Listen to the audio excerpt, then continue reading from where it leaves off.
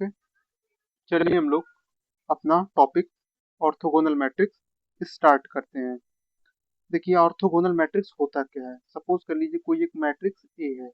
Okay, इस matrix को हम लोग ऑर्थोगोनल मैट्रिक्स कब कहेंगे। कोई एक मैट्रिक्स है ए, इस मैट्रिक्स को ऑर्थोगोनल मैट्रिक्स तब कहेंगे जब ए और इसके ट्रांसपोज को, ए और ए के ट्रांसपोज को अगर मल्टीप्लाई किया जाए और वह आइडेंटिटी मैट्रिक्स हो जाए, तभी ए को हम लोग क्या कहेंगे, ऑर्थोगोनल मैट्रिक्स कहेंगे। यहाँ पे देखिए मेंशन भी किया गया है कि a matrix A is said to be orthogonal matrix when A transpose is equal to identity या फिर A transpose equal to A.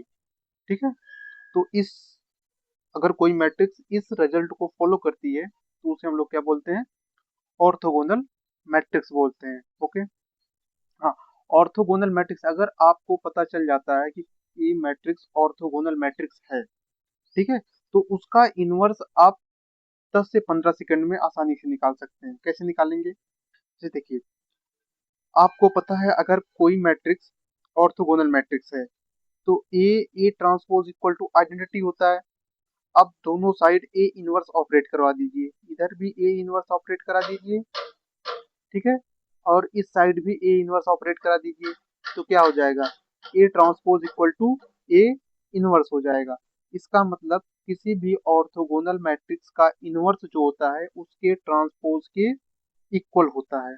Okay, second वाला क्या है रिजल्ट, ऑल परमोटेशन मैट्रिक्स और ऑर्थोगोनल, जितनी भी परमोटेशन मैट्रिक्स होती हैं सब की सब क्या होती हैं, ऑर्थोगोनल होती हैं। थर्ड रिजल्ट क्या है, डिटर्मिनेंट ऑफ ऑर्थोगोनल मैट्रिक्स, तो ऑर्थोगोनल मैट्रिक्स का डिटर्मिनेंट होता है वो प्लस माइनस वन होता है, या तो प्लस वन होगा या तो माइनस वन होगा। कोई भी ऑर्थोगोनल मैट्रिक्स है तो उसका डिटर्मिनेंट या तो प्लस होगा या फिर माइनस, या तो प्लस वन होगा या फिर माइनस वन होगा, इसके अलावा और कुछ नहीं हो सकता है। इसका प्रूफ भी देखिए हम लोग यहाँ पे नीचे आप लोगों को बताए हैं, इसको रीड कर लीजिएगा। ठीक है, चलिए आगे के रिजल्ट्स हम लोग देखते हैं अपना। और क्या है, eigen value of orthogonal matrix, जो भी क्या होती हैं ऑर्थोगोनल मैट्रिक्स होती हैं उनका आइगन वैल्यू का जो मॉडुलस होता है वो क्या होता है, वन होता है। सपोज कर लीजिए कोई एक मैट्रिक्स ए है, ठीक है, और इसके जो आइगन वैल्यूज आ रहे हैं वो सपोज कर लीजिए क्या है, लेमडा है, तो इस लेमडा का जो मॉड होगा ना वो वन के इक्वल होगा। ठीक है, कोई भी ऑर्थोगोनल मैट्रिक्स हो गई उसका जो मॉडुलस होता है उसके, कोई भी ऑर्थोगोनल मैट्रिक्स हो गई उसके आइगन वैल्यू का जो मॉडुलस होता है वो हमेशा वन के इक्वल होता है। जैसे यहाँ पे हम एक आपको एग्जांपल लेके बताए हैं, जैसे ये एक मैट्रिक्स है, ठीक है, इसका जो आइगन वैल्यू आ रहा है प्लस माइनस आयोटा आ रहा है, तो जब इसका मॉड लेंगे तो क्या हो जाएगा, आयोटा का मॉड क्या हो जाता है, वन हो जाता है। तो यहाँ से कोई भी अगर ऑर्थोगोनल मैट्रिक्स है उसका मॉड लेंगे तो उसकी वैल्यू हमेशा वन के इक्वल आती है। नेक्स्ट वाला देखिए, अगर कोई मैट्रिक्स ऑर्थोगोनल है तो वह हमेशा नॉन सिंगुलर होगी। क्यों नॉन सिंगुलर होगी, क्योंकि जो ऑर्थोगोनल मैट्रिक्स होते हैं उसका डिटर्मिनेंट या तो प्लस वन होता है या फिर माइनस वन होता है। ठीक है, और जो नॉन सिंगुलर मैट्रिक्स होती है उसका और उसका डिटर्मिनेंट हमेशा नॉन जीरो होता है। ठीक है, तो इस वजह से जो ऑर्थोगोनल मैट्रिक्स है उसका डिटरमिनेंट हमेशा तो नॉन जीरो होता है। क्यों, क्योंकि उसका डिटरमिनेंट या तो प्लस होगा वन होगा या फिर माइनस वन होगा। इस वजह से क्या होगा, ए जो ऑर्थोगोनल मैट्रिक्स होती है वो हमेशा नॉन सिंगुलर मैट्रिक्स होगी। ठीक है, नेक्स्ट वाला रिजल्ट देखिए, rank of A is equal to order of A. ठीक है, जैसे कोई आपको पता चल गया कि ऑर्थोगोनल मैट्रिक्स है, इसका रैंक निकालना है, तो जो उस मैट्रिक्स का ऑर्डर होगा वही उसका रैंक भी हो जाएगा। ठीक है, ये रिजल्ट यहाँ से इसका मेन जो रूट है, यहाँ से जो इस रिजल्ट का मेन रूट है वो ये वाला कॉन्सेप्ट है।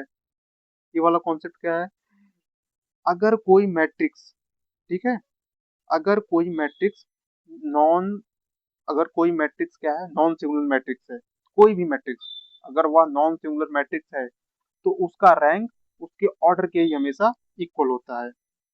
ओके, नेक्स्ट वाला रिजल्ट देखिए, if A is orthogonal matrix, suppose कर लीजिए ये क्या है अपना एक ऑर्थोगोनल मैट्रिक्स है।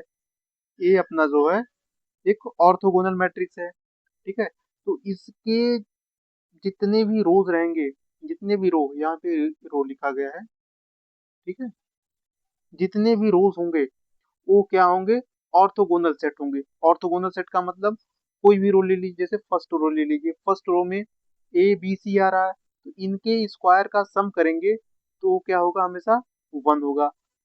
इसी तरह से सेकंड रो ले लीजिए, ठीक है, इसके भी जो एलिमेंट्स हैं इनका स्क्वायर करके सम करेंगे, वन आएगा। थर्ड वाले रो के लिए भी ऐसे हो जाएगा। तो ऑर्थोगोनल मैट्रिक्स को पहचानने का यह एक तरीका होता है कि रो के एलिमेंट जितने हैं, एक रो को पकड़ लीजिए, उसके जितने भी एलिमेंट है उनका स्क्वायर करके सम करिए, अगर वन आ जा रहा है तो वो क्या होती है, ऑर्थोगोनल मैट्रिक्स होती है। ठीक है, और साथ ही साथ ये जो होता है ना, कोई भी दो कॉलम या कोई भी दो रो ले लीजिए और उनके करस्पॉन्डिंग एलिमेंट को मल्टीप्लाई करके ऐड करिए तो हमेशा क्या आता है, जीरो आता है। जैसे यहाँ पे देख लीजिए, जैसे हम ले ले रहे हैं, एक ए वाला रो ले ले रहे हैं, एक ए वाला रो ले रहे हैं, ठीक है, यहाँ से ए और डी का मल्टीप्लाई किए, ए डी हो गया, बीई का मल्टीप्लाई किए, बीई हो गया, सी एफ का मल्टीप्लाई किए, सी एफ हो गया, और इनको हमने क्या कर दिया, ऐड कर दिया। ऐड करने के बाद क्या आएगा, हमेशा जीरो आएगा। किसी भी दो रो के ले लीजिए, अगर उनके करस्पॉन्डिंग एलिमेंट को मल्टीप्लाई करके ऐड कर रहे हैं तो वो हमेशा क्या होगा, जीरो होगा उसका सम। ठीक है, तो ये दोनों तरीके होते हैं ऑर्थोगोनल मैट्रिक्स को पहचानने के। ठीक है, चलिए अब हम लोग अपना नेक्स्ट रिजल्ट देखते हैं।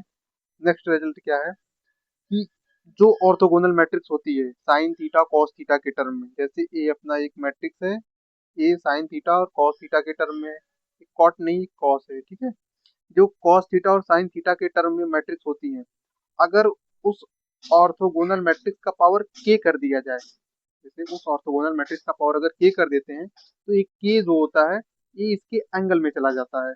ठीक है, जैसे ए भी अपना ऑर्थोगोनल मैट्रिक्स है, अभी पूछ ले इसका ए पावर 10 करिए तो क्या हो जाएगा, के की जगह पे यहाँ पे 10 आ जाएगा, cos 10 theta zero minus sine 10 theta, इस तरह से आ जाएगा। ठीक है, ये रिजल्ट काफी इंपॉर्टेंट है। ओके, और देखते हैं कुछ रिजल्ट्स हैं। ऑल कॉलम, यहाँ पे क्या लिखा गया है, all column of orthogonal matrix form orthonormal basis.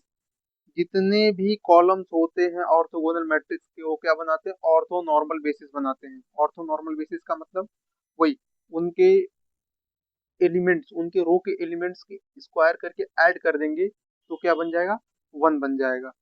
ठीक है, नेक्स्ट रिजल्ट क्या है, ऑर्थोगोनल मैट्रिक्स में बी ऑर्थोगोनलाइज ओवर सी। ठीक है, ऑर्थोगोनल मैट्रिक्स जो होती है, ये यहाँ पे नहीं रहेगा, ठीक है, ऑर्थोगोनल जो मैट्रिक्स होती है वो कॉम्प्लेक्स नंबर के ऊपर क्या हो जाती है, डायगोनलाइज हो जाती है। लेकिन आर के ऊपर हो भी सकती है और नहीं भी हो सकती है। अगर पूछा जाए आपसे कि ऑर्थोगोनल मैट्रिक्स डायगोनलाइज किस पे होगी तो वो कॉम्प्लेक्स नंबर पे होती है डायगोनलाइज। ठीक है, ये थे इतने आपके रिजल्ट, ये एक नोट है, इसको आप लोग पढ़ लीजिएगा। ठीक है, तो ये इतने रिजल्ट थे आप लोगों के ऑर्थोगोनल मैट्रिक्स के। और इन रिजल्ट से कोई भी एग्जाम हुआ, टीजीटी पीजीटी का, हमेशा हर एग्जाम में एक दो क्वेश्चन देखने के लिए मिल जाता है। ठीक है, तो जितने रिजल्ट थे उनको हमने कंपाइल करके एग्जाम करके आप लोगों को प्रोवाइड कर दिया। आप लोग इसे देखिए और अपने तैयारी को और स्ट्रांग करिए। ओके।